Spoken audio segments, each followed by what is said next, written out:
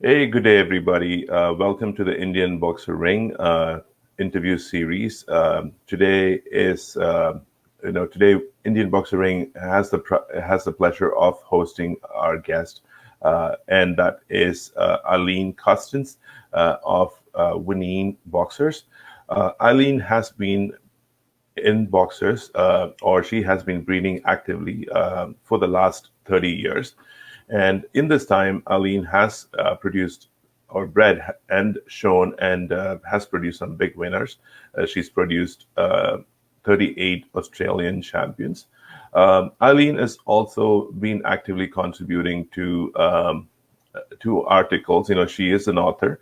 She has written articles about her about dogs and also about the raw diet that she's a strong advocate of. Eileen also is an avid traveler, and she often combines her traveling with her passion or the hobby, which is boxers. So Eileen has traveled across the world, and she has had the opportunity to see dogs in the process, and it's with it is with a lot of this experience that Eileen has come forward to share her knowledge and journey in boxers with the Indian Boxer Ring. So Indian Boxer Ring is proud and happy to bring you this interview. So we have a lot of topics to talk about today.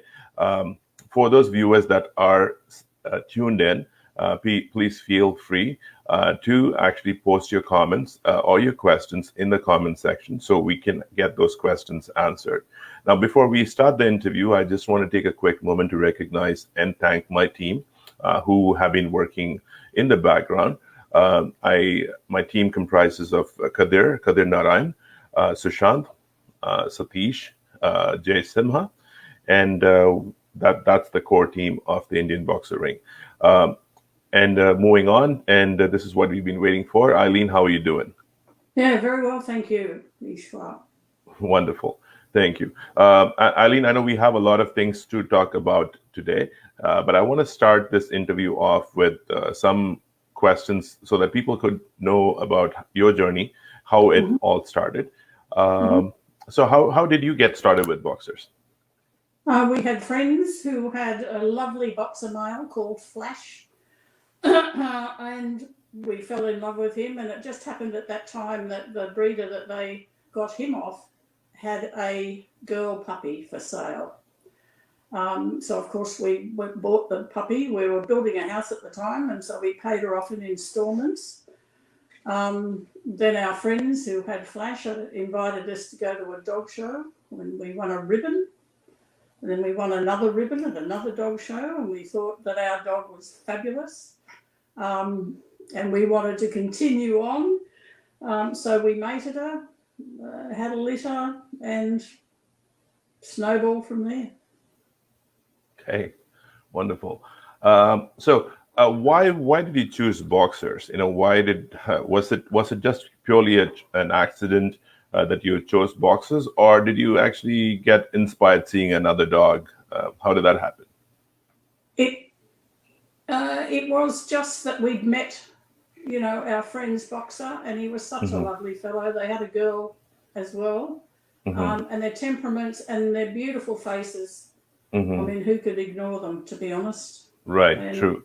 they said, "Oh, well, our breeder's got a girl if you want one," and so we got her, Whitney. She was a plain red brindle with a black face, and she was called Whitney after Whitney Houston because she had a pretty black face. Okay, all right, and that's quite a name for a boxer. I've heard a lot of common names, but Whitney is not one of them. I hope she didn't break into a song often. Well, anyway, jokes apart. No, but she did throw a tantrum every now and then. Oh, she did. All right, good. I hope I don't get into trouble actually getting into talking more about Whitney. But I wanted to actually move on and ask you the next question. Everybody actually has a learning, and especially for those new fanciers that are watching this interview, they have a learning curve ahead of them. What was your learning curve like? What did you It get? Was your bumpy. learning curve from books, or was it from people, or from dog shows? How was your learning curve like? Well, let's say it was very bumpy, and anybody who goes into dog breeding of any sort will find that the road ahead is not paved with gold. I learned, I have to say, I probably learned most of what I know or did initially as a novice at ringside, listening to the breeders talking, looking at what they're talking about. Then I'd go home and research all these questions on the internet and books, and so I'd say that the contribution to my initial learning was ringside, listening to the breeders and asking questions, etc. Right, right, right. Now, of course, you know, there's a lot of there's a lot of especially new fanciers might be afraid to ask those questions. They might actually make those assumptions about what is right and what is wrong, and this is where the role of mentors becomes extremely important, right? Because mentors are somebody who you can actually feel confident asking those questions. Did Eileen have any mentors when you started? Who influenced you the most, and why was it? Right. I wouldn't say that I exactly had mentors, but we used a dog and were fortunate enough to get our Paxa Punch. It was a multi-best in show winning dog and one of the top dogs in the country at the time, and that was our second litter. And the breeder that had the stud dog invited me, Gavin and I, to sit with them, and we discussed dogs, and and that was a huge learning curve. And I'd have to say that I owe a lot to. She wasn't exactly a mentor as such, but she was quite willing to part with and include us in conversations around the ringside. So it's mentoring in a way, but it wasn't a specific, arrangement, so to speak. Now, Eileen, I know that you mentor a lot of people yourself.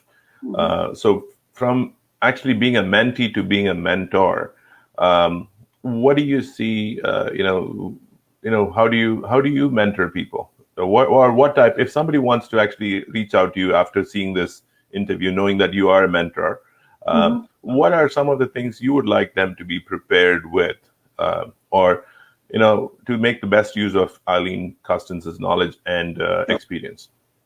Well, an open mind would help. A commitment, a definite commitment to the breed. I don't believe it's my role to tell people how to breed or what to breed or when to breed. I feel that my role is to give them information that they can use if they like, or they don't use if they don't like. My opinions are not the same as other people's opinions, and I would suggest anybody wanting to learn should seek out people that they admire, or they admire their dogs, and ask questions of several people, not just one, but have that one person to take questions to, and hopefully get the answers they're looking for. Right, right. So there is no success formula. Of course, having a mentor is definitely helpful, but again, a mentor is not going to tell you exactly what you have to do. So you'll have to decide what is it that you want to take from the mentor and go with it. Yeah. Right. True. And when I'm asked a question, I hopefully can give one or two or maybe three alternatives that somebody can take away and figure it out for themselves, because not everybody's opinion suits every kennel. Correct. Right. Now, this actually takes us on to the next question, Eileen, I have for you. Now, every breeder is actually working with something in the head. And I say something in the head, I mean every breeder has or should have a blueprint of the breed in the head. Whether they work with a blueprint or not, of course, initially when they start off with the breed, they might not have a blueprint. But as they get on with the breed, they will have a blueprint, or they should have a blueprint. But what does this term mean to you? The term blueprint. How did Well, you form your blueprint? by admiring dogs that I felt were correct in construction and head. And fortunately, very early on, we were fortunate enough to breed a really lovely dog. And that dog has stayed in my mind's eye as the style of dog that I want to breed. Not necessarily the same dog, I'm going to but actually the put same this. style of dog.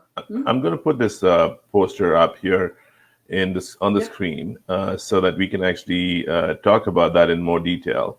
Yep. If you give me just a moment. Right. Okay. Yep.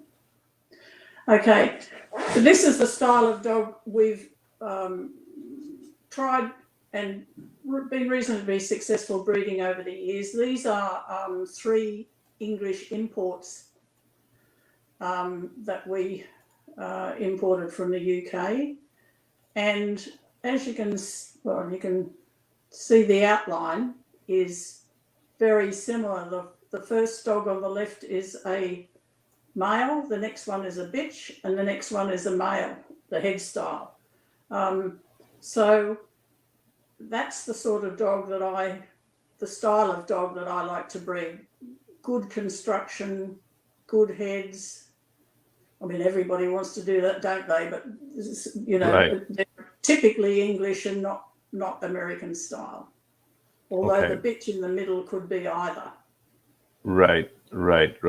Now, and again, I know this is a Hartley, this is something which it's purely a question of preference. The style of boxers, whether it's an English style or UK style, European boxer, or a US or a boxer which is American in style. Now, I know, of course, everything started with boxers, from Germany. That's how this all started. And of course, each of these countries actually had their take in how these boxes evolved.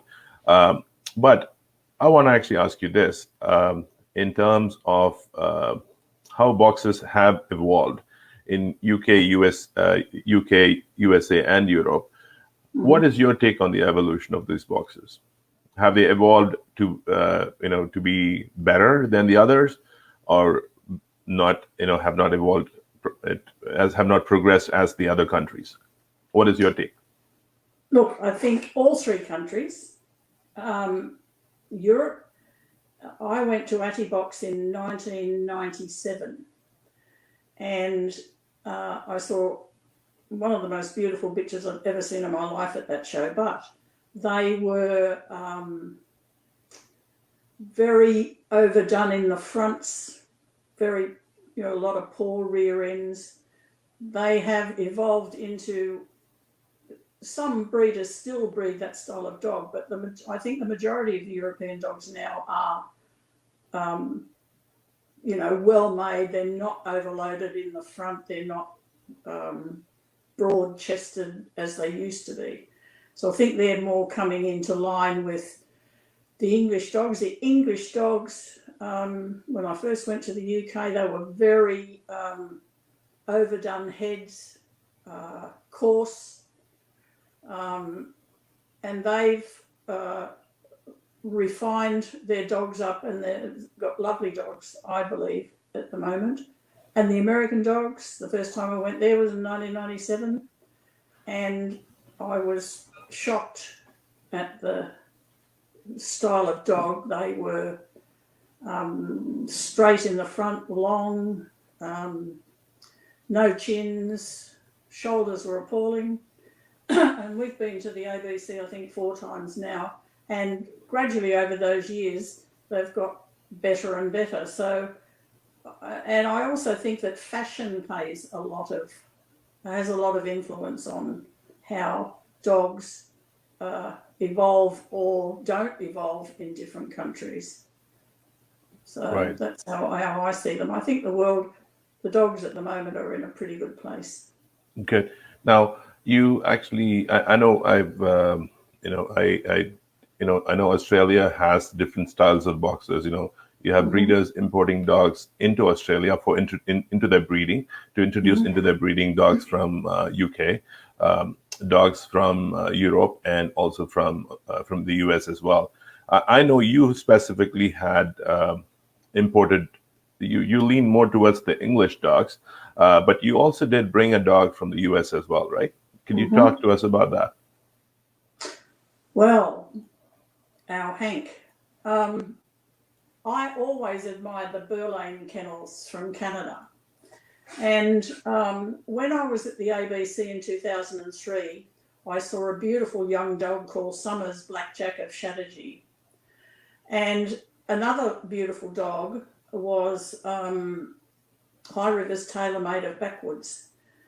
And Sharon Berry put up a pedigree on the internet, and she was using Summer's Blackjack of Chatterjee on one of her bitches, who happened to be a tailor-made daughter. And so as soon as I saw that, I approached her and asked, it was co-bred with another young couple, would she consider sending me a dog? And she said, yes, she would send me a dog. And so when the puppies were 2 weeks old and they had their eyes open and I saw that they were fully pigmented, I bought him for 2 weeks. And this is the dog you see in front of you now. Right. He's not typically American. He's sort of, I feel that he's a combination, although he doesn't have any English blood in him, he is a combination of the style of English dog that I like to breed. And I put this picture of his front up so that you can see what a beautiful front he had. And I can brag about this dog because I didn't breed him. He had the most beautiful lay of shoulder, and his shoulders were absolutely glorious. And all his life, he never bulked up over the upper arm because he had the length there for the muscle to grow down and not out. Right. So that's how I got him. Right. Now, in terms of the, we spoke about the evolution of boxers, and we also spoke about the, I kind of gave it away the next question. Well, I was going to actually ask you what type of what style. I'm going to be really careful with my choice of words because I don't want to say type. I want to say, because it's one breed and one type, but different styles. What are the different, in spite of the different styles of boxers that exist right now, what style do you like? Of course, you might see this question saying type, but please read it as style. What style do I like? I like,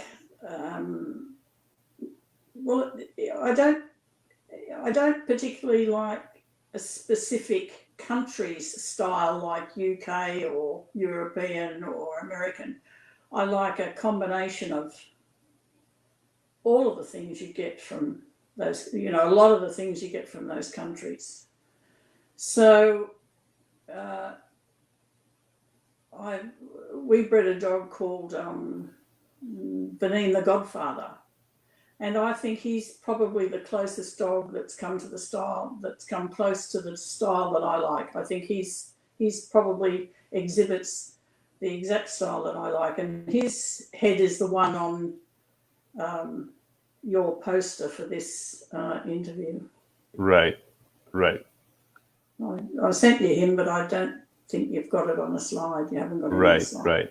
Right. But you prefer the English style of boxer, is what you're saying. Is that a predominantly English, not solely English, because I don't sometimes like the heads that are overdone. I just have a follow-up question to that. Now, since you have, and again, this question very much applies to India as well, because India has different style in boxes as well, but from, if from an elegance perspective, American boxers are more elegant. I've heard this term; they're more elegant, and an Yeah. elegant boxer scores more on the gentle appearance as compared to a dog, an English boxer or a European boxer. What is your take on that?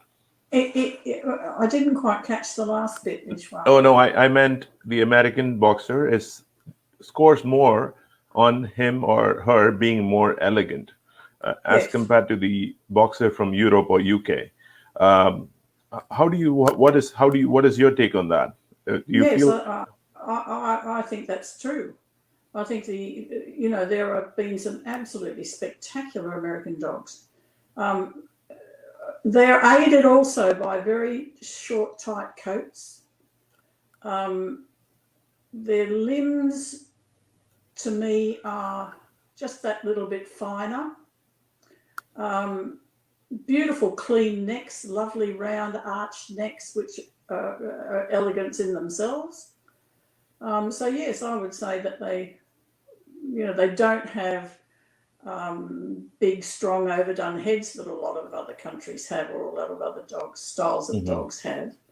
Right. So yes, I would say that they are elegant compared to many other styles of dog Mhm. boxer. Right. Right.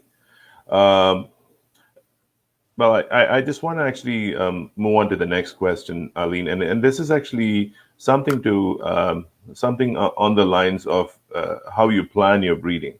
Um, Mm-hmm.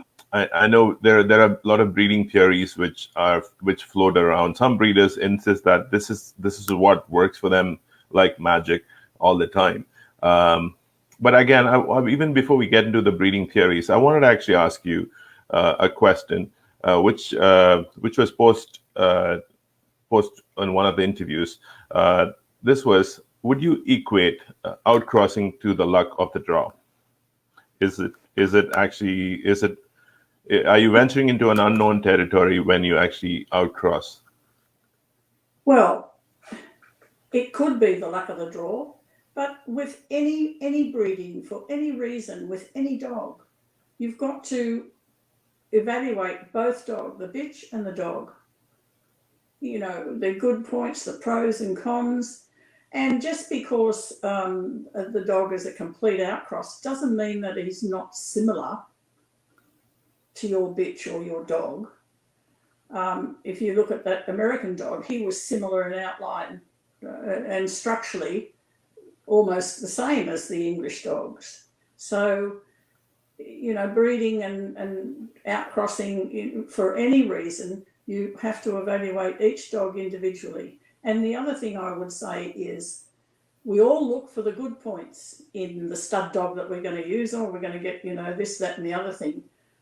You have to pay as much attention to the faults as well, because you can look at a dog and say, oh yes, he's got this good front or whatever, and completely miss out some other fault that you don't have and you're going to bring in. So I think it's very important to concentrate not just on the virtues, but on the faults as well. Hmm. Now you mentioned about bringing even with an outcross, getting a dog of a similar style. Could you actually talk more on that? I don't think you necessarily have to have a dog of a similar style. If you've got, for instance, an English bitch who has all the typical English things, and nice feet and good pigment and lovely eyes and blah blah blah, and you go to an American dog who's similarly constructed, but has this beautiful round neck and lovely tight coat, and a couple of things that you're trying to bring in, that dog can be similar to the bitch that you've got with just those few added benefits. Hmm. So I think Right, that's what you do with any breeding as well. You're looking to offset your faults, aren't you? You're looking to.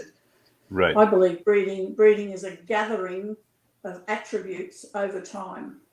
You never get it all in the one package, but over right. time you can gather all these different attributes into your bitches, and then complement them with a dog. Right, right. Um,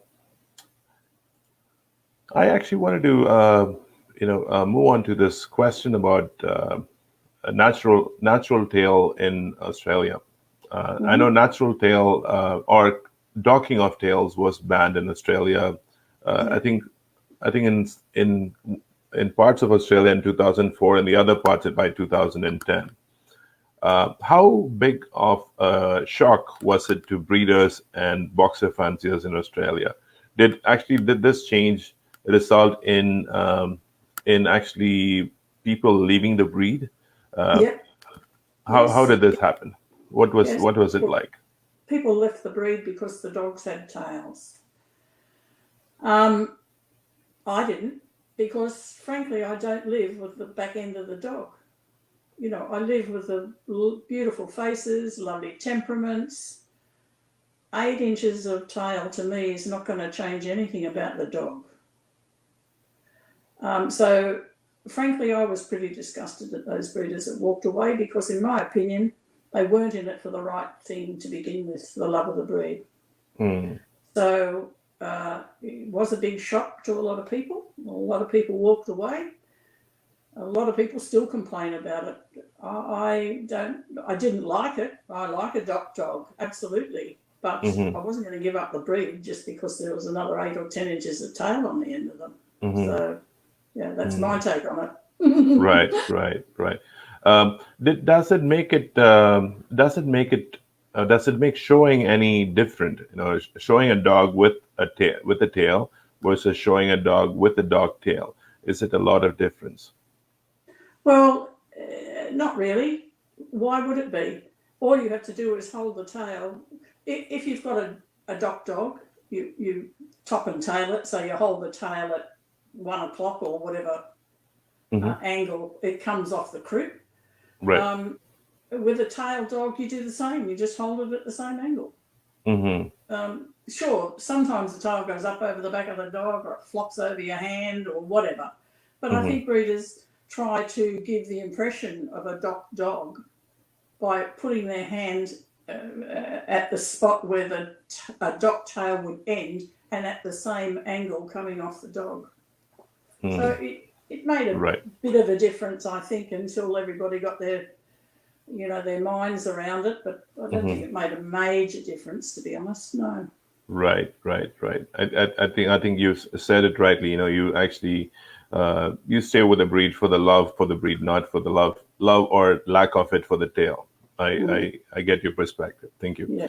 Uh, Now, and I know 30 years in the breed is would have actually equated to a lot of litters. I'm sure you Yeah. would have bred a lot of litters, Yeah. and I've heard this term that there's extensive pre-work involved in breeding a litter, because when you're breeding a litter, like you said in one of your answers to the previous question, you're breeding to get something better, to better what you already have. Yeah. So how do you research the litters? No, of course, when you say research the litters, there are different components that are a part of researching a litter. But Mm. for the benefit of those viewers that are watching this interview, could you simplify the process to the viewers in terms of what one should look for when you research a litter? Well, um, you need to. Well, you've got to choose a stud dog.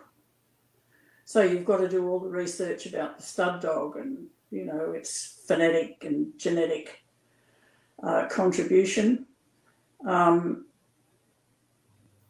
and the bitch. You have to be brutally honest about your bitches and objective. Um, you know, admitting what sort of faults or virtues they've got. The same with the dog. I really think that's the only research you can do. And also included in that researching the dog, because assuming you own the bitch, is to have a look around at what that dog has produced. If the dog hasn't been used or it's only produced one litter, um, it could be a little bit of a, how would you say, take a chance litter.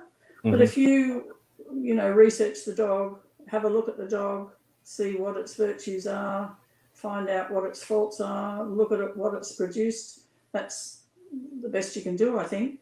And the other thing is have your bitch in absolutely prime health and fitness. I can't emphasize that too much. If you're going to mate a bitch and expect her to whelp a litter of 5, 6, 7, 8, 9 puppies, she has to be fit. We never restricted our bitches' movement when they were in whelp. We never, put them in a run, or they did exactly as they'd always done, and that was run in a 2-acre paddock and all that sort of thing. Because if you think, a bitch might whelp over a 12-hour period, she's got to be contracting and forcing puppies out over that time, so she has to be fit and healthy. The muscles have to be fit and healthy. Right. Well, how important is health? I know that's a separate topic, and it's a topic we can talk for hours about the importance of health testing. But when it comes to researching for your litters or researching an upcoming litter, how important is health testing in terms of the ancestors? Well, it's very important. It's the future of your breed. It's it's what the health of your bitches and dogs depends on. Mm-hmm. Having said that, I think people tend to throw the baby out with the bathwater sometimes. Some of these tests are not definites, they're indicators, and you've got to know whether this is an absolute or an indicator. For instance, degenerative myelopathy, if the dog is a carrier, it doesn't mean that dog will ever get that disease. Even if they're affected, it doesn't mean that they're ever going to get that problem. But you wouldn't mate 2 dogs with the same problem together, like 2 carriers of DM or, and I don't think that's even been proven, but it's just hedging your bets, You've got to do the best by the dogs, and that's the way I feel that you can do it, is hedge your bets, don't do it. Right. Now, in terms of the other aspect of researching your litter is, of course, you mentioned about style. And I feel we are heading in the direction of, style with fawn boxers. There seems to be an unequal distribution of fawns versus brindles. And it's, at least, when I'm saying this, I say this more in the context of India, not in the other parts, because my observation would be wrong, because I don't know. But what is this something one could actually plan for as well, or one should not worry about the colors when they plan their litters? Look, I know lots of people, or some people, that breed for colour only. They breed for colour. I believe that's the biggest mistake you can make. I think colour is cosmetic, and it's probably one of the last considerations, as far as I'm concerned, is colour. And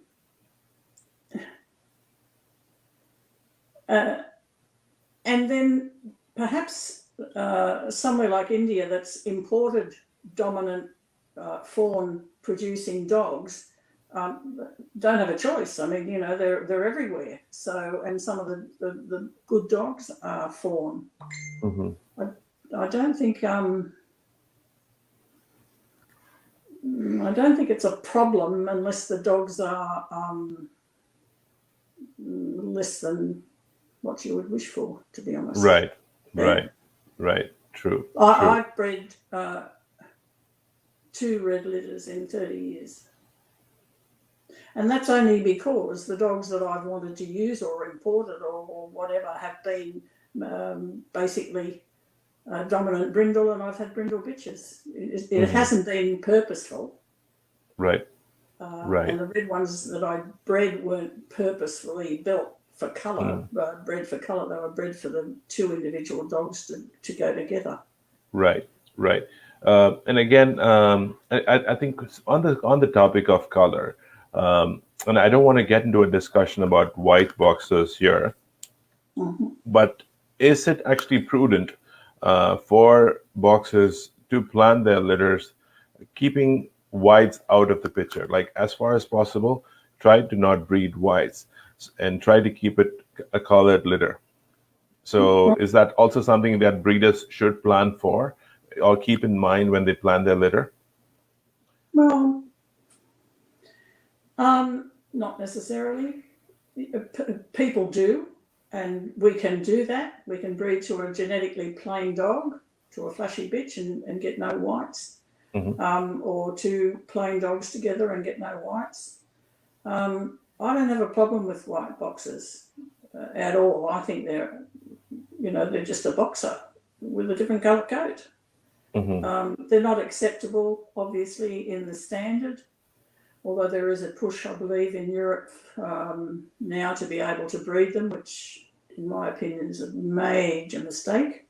But that's, as you say, another topic. But yes, you can. I don't think it necessarily breeders should, unless they want to, keep in mind not breeding them. True. Well, very well said, Eileen. Now, having done all this research, having spent sleepless nights and waiting for the magic to happen, you bred your female, taken her to the best male that you can. Now you're waiting for the litter to happen, and is there a proven way, or is there a magic formula to control the breeding outcome? I know this is a very hypothetical question, and you can answer it. What do you mean by the outcome? I meant in terms of having a consistent litter. Is there any variables that come into play after you bred your bitch to make sure that you have a uniform litter of puppies, which is consistent, not just in type but also in terms of the well-being? Well, the well-being is have the bitch in absolute prime form and keep her in prime form, feed her well, get lovely, healthy puppies. If you ask all these questions of breeders and you find there is a proven way to control the breeding outcome, you let me know, because I can't get. Okay. All right. Okay. Well, the quest for this answer is going to continue. And if I find that answer, I will make sure I'll let you know. Send me a text if you find out, because I don't know. I will. Thank you. Look, some breeders will say, oh, yes, we can do this, and we know we're going to get that, and we know we're going to get something else. I don't sit up all night waiting for these puppies to arrive, knowing that I'm going to get X or what. It's a surprise and a delight every time one pops out. Okay, good. That's good. Now, just on a lighter vein, is there any, do you feel like, what would make Eileen, feel like, I've heard this term, I would take this dog home in a heartbeat. And I've heard the breeders say this term, I would take this dog home in a heartbeat. What is that type of a dog that you would take home in a heartbeat? That type of a boxer that you would take home in a heartbeat? Look, I have to say there'd probably be half a dozen dogs that in my life I've seen and I thought, oh my God, I'd love to take that dog home. And I suppose it's a sort of I suppose it's like, eyes across a crowded room. When you see somebody and you think, and you get this little shock. I think it's the same when you see a beautiful dog and you think, oh my goodness, isn't that beautiful? It's the same sort of magic, I think. When you see a person across a crowded room and you think, oh wow, and you see a dog, it's the same thing. You think, oh my God, isn't that gorgeous? So right.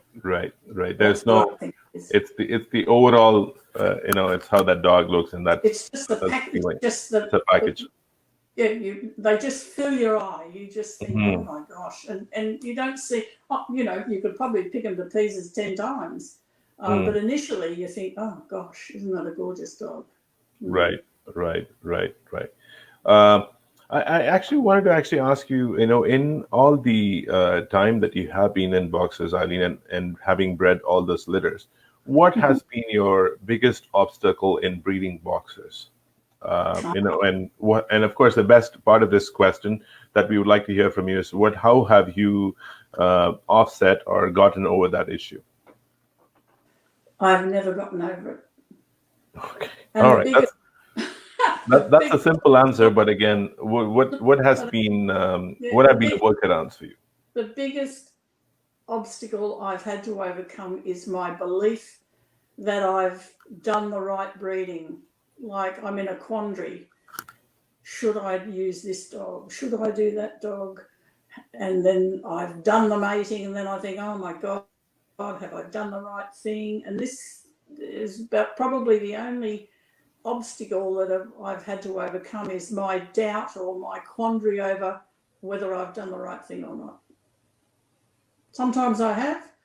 Sometimes you get a litter, you breed a litter of two beautiful dogs and you get a litter full of gorgons and you think, where the hell did they come from? So, yeah, whether you think that's an obstacle or not, I don't think I've had to really come an obstacle, but that has been something that has bothered me my whole breeding career. Right, right. Are you still, how far along have you got along with that obstacle? In your with the years in the breed. I have that doubt and that every litter, have I done the right thing? Right, right, right. Being the eternal optimist, Hmm. I usually think at the end of the day, oh yeah, well, hell, it's done now, so we'll Right. just get on with it. But yeah, Mm. Right, right, it does right. give me some sleepless nights, I have to say. Okay. I think the next question I'm going to ask you is something very similar to that question about have I done the right thing? Is this thing going to work? And that's the topic of artificial insemination. I know artificial insemination has been done for years, many, many years in Australia. It's just been approved by the Kennel Club of India, so it's going to breeders are interested, and they are actually trying to get as much knowledge as they can about artificial insemination. But I want to ask you, when you actually started artificial insemination, or when you tried artificial insemination for the first time, uh, did you actually think that this was actually a tool for breed progression, or this was because the breed was not progressing and we had to go back to the ancestors? I think it's fantastic for breed progression. Hmm. And the first time I did it, I didn't think I was going back to the ancestors because I'd imported some semen from overseas and I was going to use it. And I think it's a fantastic tool. I think, once you have got that past your quarantine people and you can bring semen into India, it will change the face of the dogs. It will change the face of the dogs in India, for sure.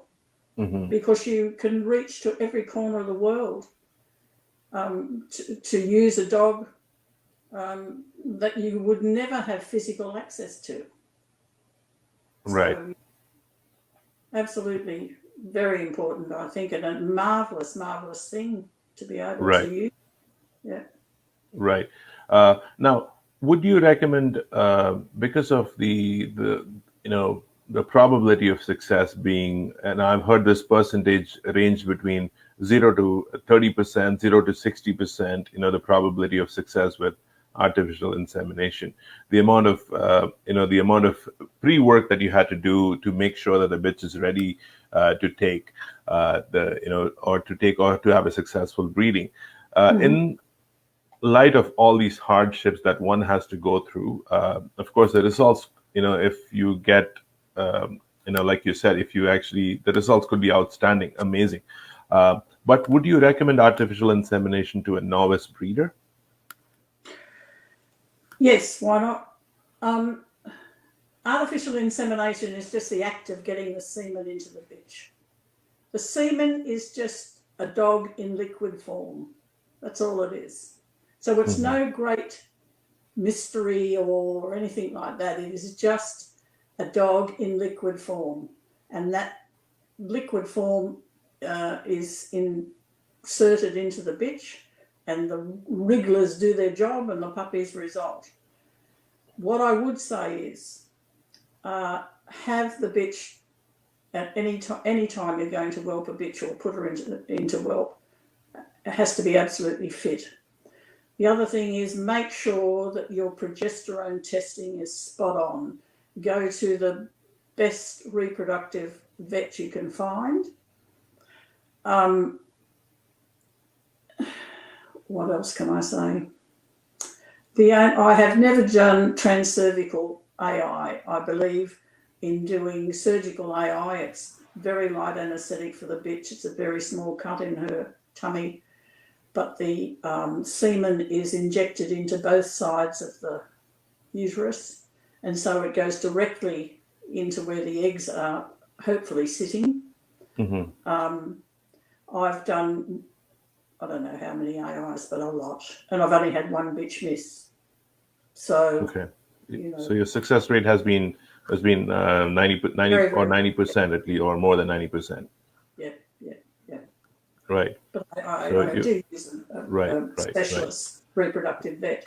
But yes, recommend it to a novice or anyone. I mean, as I say, it's a dog in liquid form. That's all it is. Right. In fact, I actually, you did actually have, having tried, I did have some of the pictures of an artificial insemination litter that you had. Oh, yeah. Let me actually bring that up on the screen.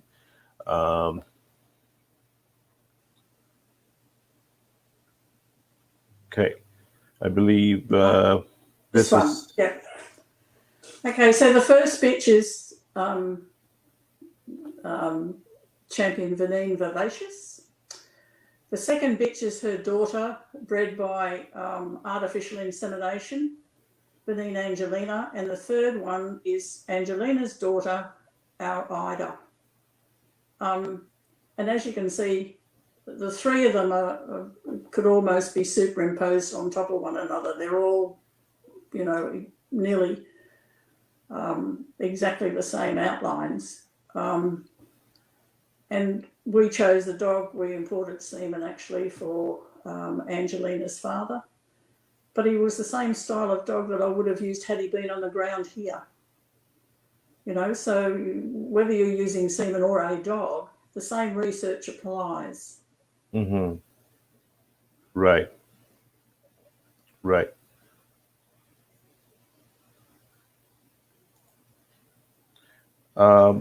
Now, in terms of again, this is you've done all the hard work and you have a litter on the ground. Now comes the next question. You want to actually keep something, and that's why you bred from that litter. Or let's assume you want to keep something from that litter. What would be the right age to select the boxer puppy with show potential? Is there, some I've heard, different people say different things, and of course, it's how well they know their dogs. That's end of the day. That's what decides, assessing the potential of the puppy. But to the question of the right age to select the puppy, what is your take on it?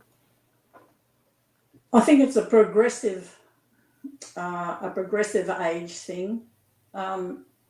I like to look at the puppies when they're first born, when they're wet. You can basically see the skeleton of the puppy. So I look at length of scapula and humerus and, angle of the body, pelvis, and all of that sort of stuff. Just quickly, don't, fiddle around with the puppy. And just watch the puppies feeding and usually, well, over time,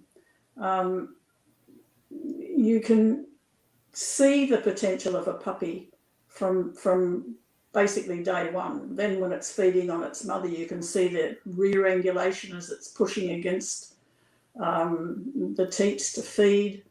When they get up on their feet and they start running around. Probably, if you're going to choose one with show potential, I would say around 6 weeks. Mm-hmm. You can see the structure. Mm-hmm. You can have a look at their mouths, which can change, but not radically usually. You can see the head, whether there's bone under the skin. So I'd say about 6 weeks. Okay. In fact, I have a picture of your boxer as a puppy, and it's actually what you say is yeah. Okay, so this is Vineen Angel Babe. Obviously, on the right is her as an adult, and on the left is her as a puppy. And a lot of people don't realise that if you look at the puppy picture, that puppy's stifle is up in its groin just about. Right. So what I would look for in puppies is the angulation of the pelvis and the upper thigh at the back being a right angle, and the same at the front. Now the front doesn't change as much as the rear end, as you can see. Right. See where the stifle is up high? Right. In the puppy's groin, and right. in the adult bitch, the stifle is let down, right down, and coming back into lovely short hocks. So as years go by and litters go by, you'll learn to see the potential and whether that is going to come down. Mm-hmm. That puppy, she's about 3 months there, I think, maybe 10 weeks. Right. And the bitch is about, I don't know, maybe she's about 18 months or 2 years old. Right. As the adult bitch. But you can see the lovely top line. You can see the prosternum. You can see the angulation of the shoulder in the puppy. You can see the elbow sitting back underneath the end of the scapula. Right. So if you've got a scapula and humerus or upper arm that are the same length, then the elbow should sit underneath the end of the scapula. Right. So that's another thing to keep in mind. Mm-hmm. Right. And I think is in this was this a line bred puppy, Eileen? No. This was not a line bred puppy. Okay. No. Okay.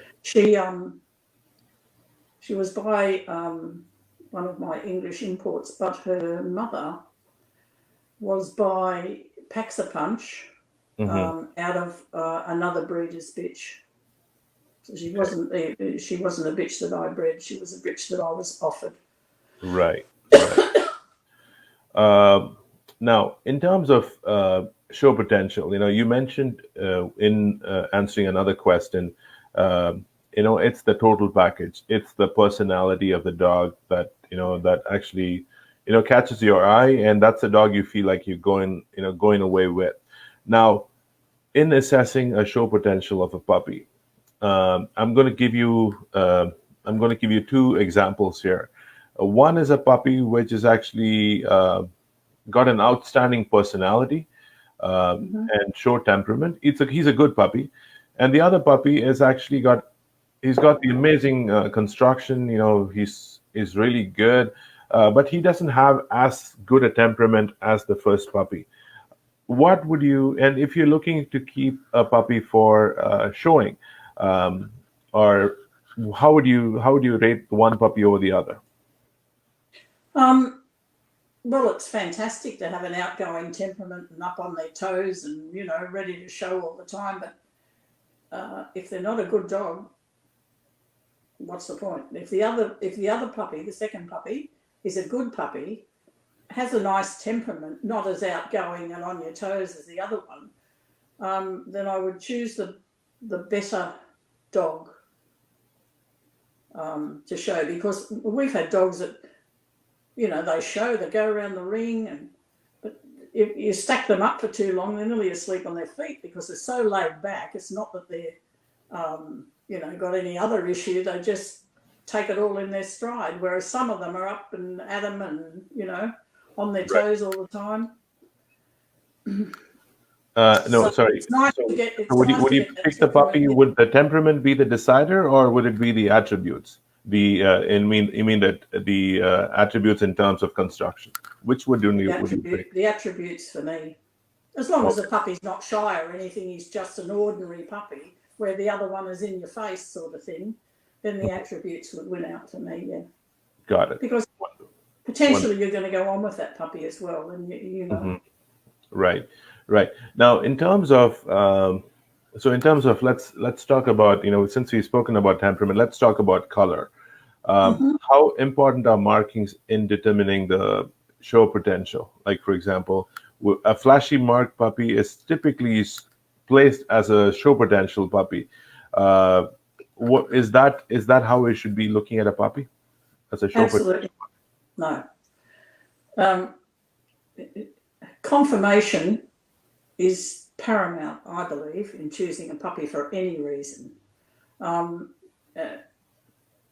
Fortunately, a lot of puppies in the litter are painted, you know, nicely painted, um, and that's a bonus. Um, and unfortunately, we're showing mainly to all breeds judges, not specialists, Right. and they're assessing the dogs on the presentation, which includes how good the dog look, you know, the flashy markings, and doesn't look gorgeous going around with a wing and those lovely socks and a nice white chest and blah, blah, blah. So you're between a rock and a hard place, really. I personally don't think it's drastically important. We've shown plain-faced dogs and, you know, dogs that haven't got a great deal of white on them, but still have white on them. But for novices and in general terms, I don't think they're vital, but I think they are important when you're showing in the ring with mostly all breeds dogs or non-specialists, let's Hmm. say. Right, right. So it's a fine line. You got to It is, actually decide yeah. who it is that is showing the dog. Right, Yes, you're right. It is a fine line to tread. Yeah. right. True. Um, I know, Eileen, you feel really passionate about raw diet. But before we even get to the topic of raw diet, what, according to you, is the balanced diet for a dog? Uh, how long's a piece of string? Um, a balanced diet to me is 80% meat, raw meat and bones, and the rest is made up of fruit and vegetables and cheese and yogurt and fish and, you know, various types of protein. And it hasn't let me down yet. So, yeah. All right. Well, you actually pushed me into the next question, which is about the raw diet, because you that was actually so. Let me ask you this: since you mentioned what you would like to feed your dog, and which we all know with your answer that it is a raw diet, Mhm. what are some of the advantages that you see with feeding your dogs with raw diet? Fine, yep. They eat it all. You never have any left over. Beautiful coats, no doggy odor at all. No, you know, that awful doggy smell, none of that. spotlessly clean teeth, no bad breath, and just general health. We don't, just for instance, any dog, all the dogs that we have actually raised from puppies on a raw diet, we've never had one lost to cancer. The only dogs we've lost to cancer are dogs we've bought in that have been fed a commercial product before we got them. So that's got to tell me something. Mm-hmm. I just believe fresh is best. I have no other, I couldn't even tell you what commercial food's on the market, unless somebody complains about it or whatever. Raising puppies is a piece of cake. Mm-hmm. We never have picky eaters. They don't smell. Poop. I had a boarding kennel that fed raw, and I used to have, say I had 40 dogs in, and I'd let them out of the morning into the exercise yards, and then I'd go and do the poop run, and I would fill a bucket about half full from 40 dogs because of the lack of excrement.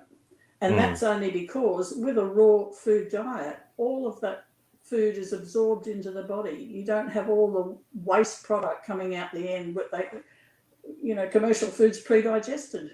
So what do they get out of it? Right. It comes out the other end and it's not pleasant. Okay. All right. Hey. Now on the topic of exercise, what according to you is the best form of exercise for a puppy and a grown-up boxer? Okay, so let's take the puppies. We put them out onto the grass at about 3.5 weeks. Sometimes more or earlier if they're up on their feet and they're fairly confident. And we have a puppy run, and we build one property we had a puppy run that was on a slope, right? So it was a big yard. It had grass and rocks and dirt and what have you, but it was on a slope.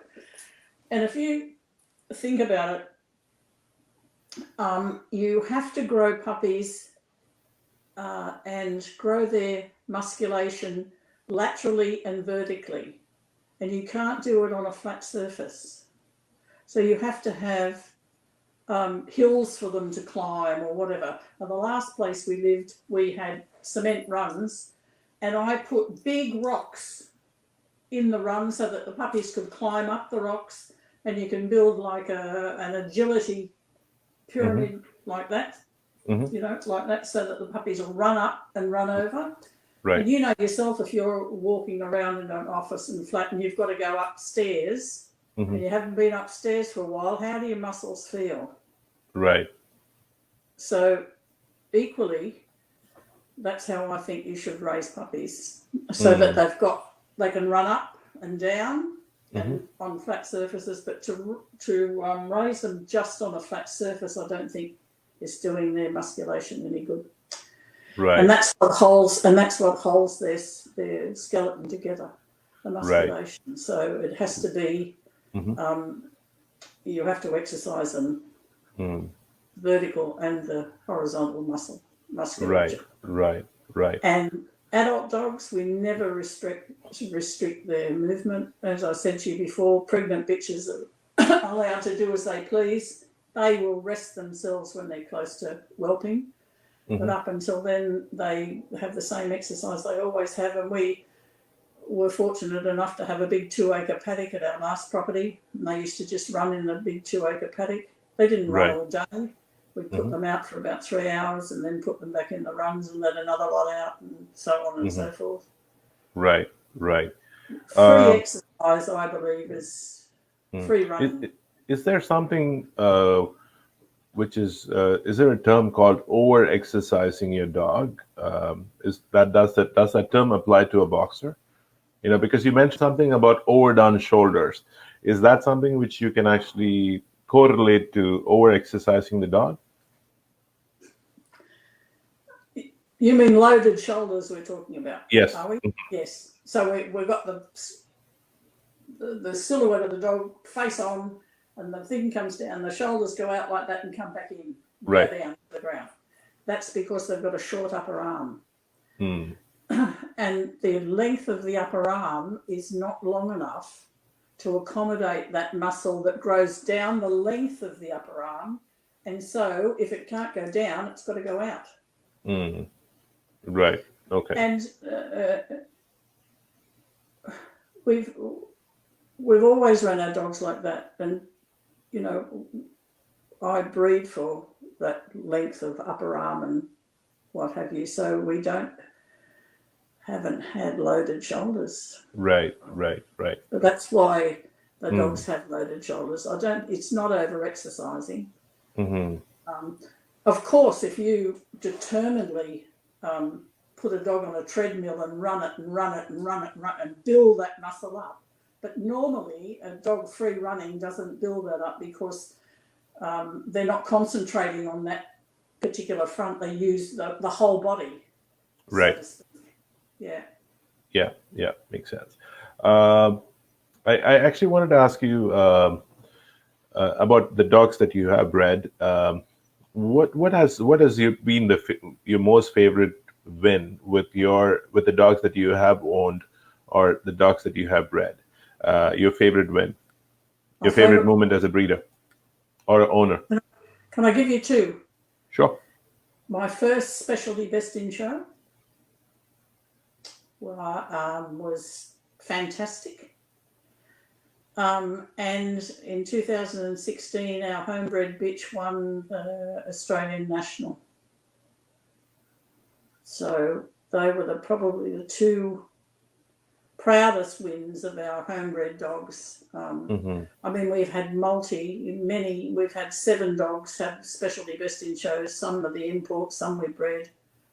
But those two, the first best in show, specialty best in show, and the Australian National. Right.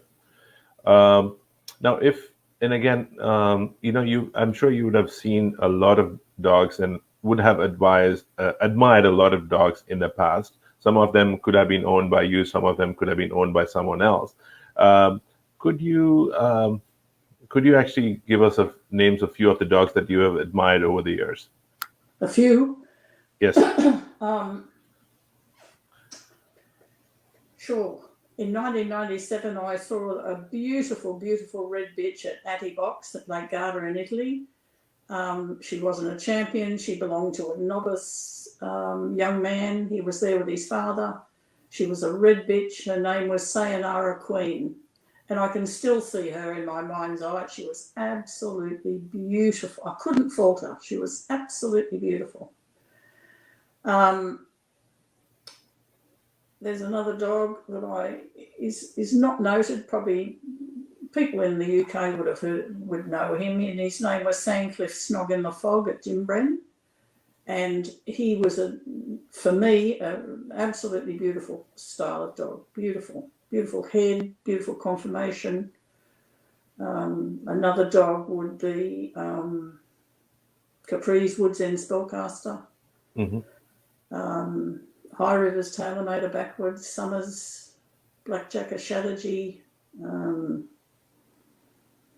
We went to Alessandro Tononi's kennel, Del Coldo Infinito in 2005. He had Ego de Joanchen. I can't pronounce his name, and he was absolutely spectacular dog, absolutely gorgeous. Who else? Dogs in the UK, Winnerwook Lust at First Sight. He was probably he was a really, really honest boxer who you could, very difficult to fault.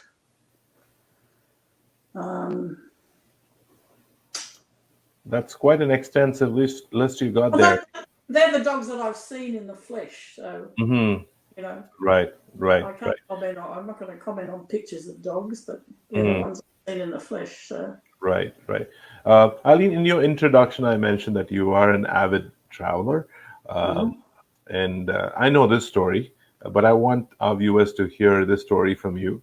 Um, and then, and I say this: you plan your vacation around boxers and dog shows. Yep, Could you tell our viewers about your vacation? Was it in 2003? yep. Oh, you don't want to hear about the touristy bit, do you? No, Oh yeah, just why not? Absolutely. That's all fun and glamour. um, Yes. we met uh, Brenda Groves and Steve Hare from Jim Bren in Canada. They had sent a young dog out there to a lady. We went and saw her and the beautiful young dog. We went to Carindation Ricard Boxers now, and to see Sabre, Berline's causing chaos, no, Uproar, Berlin cause and causing an uproar. uproar, Yeah. who was another spectacular dog and a fabulous temperament. Then we went to Sharon Berry's home and saw her beautiful dogs, Sabre's litter sister and a couple of others. Then we caught the Canadian Pacific train down to Toronto, where we picked up a car and drove down to the ABC. And that year was when I saw Summers Blackjack of Chatterjee and High River's Tailor Made of Backwards, who I thought should have gone best in show personally. But anyhow, and some really, really beautiful dogs. After that, Gavin and I drove around, went gambling on the West Coast. He came home to look after the dogs, and I went to the UK to pick out 2 dogs that I imported from Brenda Groves, which were Grand Champion Jim Bren Sunseeker to Vineen, Sire of Merit, and National Best in Show Champion Jim Bren Jet Setter. I picked them out. I'd already picked Jet Setter out from videos and things that Brenda had sent me. And I went there to have a look at him in the flesh. And Brenda had a litter of bitches, and I was going to bring a bitch as well, but they weren't up to scratch. So I asked Brenda if I could bring the Litter brothers out to Australia, and she said yes. And so that ended my lovely holiday there. Wonderful. So again, Canada, US, and England. So did you also go to Italy? Did you do add a box? In 1997, I went to the ABC, the American Boxer Club, for a week. Went up to New York, had a bit of a shop around, flew to the UK, spent 2 weeks. I'd actually met Brenda Groves ringside at the ABC in 1997 watching the Futurity. I heard an English accent and I introduced myself, and she said, when you're in the UK, come and visit me. So I'd left New York, went to the UK, hired a car and drove and went to most of the big kennels in the UK, and I went to Brenda's kennel, and she had just the style of dog that I wanted. They were well constructed, strong, clean heads, lovely temperaments. Anyhow, I left there and went to Lake Garda in Italy to Atibox. And I have to tell you this, after I came home, I kept in contact with Brenda, and she had a Romaro, a Misty daughter, Romaro Scotch Misted Wittles. She had a Misty daughter called Hope. And I'd seen a dog that she had bred in the Boxer Quarterly called Jim Bren Royal Command, and talking to her on the phone. And I said to her, look, if you ever do a mating with those 2 dogs, would you consider me for puppy? And they were the puppies I went to see in 2003. Those 2 boy dogs, out of that combination, and I brought them home. And with all the success that we've had, a lot of that is due to Brenda Groves' and Steve Hare's from Jim Breen's generosity in letting us take 5 of their dogs, 2 bitches and 3 dogs. One became a grand champion sire of merit. One was a national best in show winner. They all made up into champions. And if I do have a mentor, I'd say it's Brenda and I have been discussing dogs and swapping ideas, and she's sent us dogs for the past, since 1997. So I would say Brenda is as close to a mentor as I've ever had. Wonderful. Well, I wish you many, many more years of success, Eileen, and many more years of mentoring. You have a lot of knowledge, and you have the patience, and you have you have a lot of information that you can share with people to help them with their breeding program and success. And I hope people who are watching this, would be all excited and would be willing to actually get in touch with you to share, to get your perspective on ideas. I want to take this opportunity again to thank you for your time. You've been, we were planning for an hour. We actually kept on talking. I'm sure, you wouldn't mind me asking you, more questions and, keep you online for another 45 minutes. But again, you're close to bedtime, so I don't want to actually keep you on for any longer. I thank you so much for the time. Do you have any parting comments for the Indian fanciers that are listening and watching this broadcast? Well, I'd like to thank you and your crew for inviting me and giving me the opportunity to come on. I think it's a fabulous incentive that you're doing for the benefit of your breeders in India. And what else can I say? No, just thank you.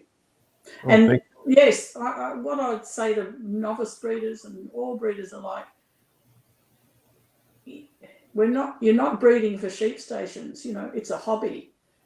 Be passionate about it, but have fun. I think that's very important. Otherwise, it just gets out of hand. Wonderful. Very, very well said, Eileen. Thank you so much for the time, and you have yourself a wonderful evening. Thank you again. Thank you, you too. All right. Ciao. Thank you.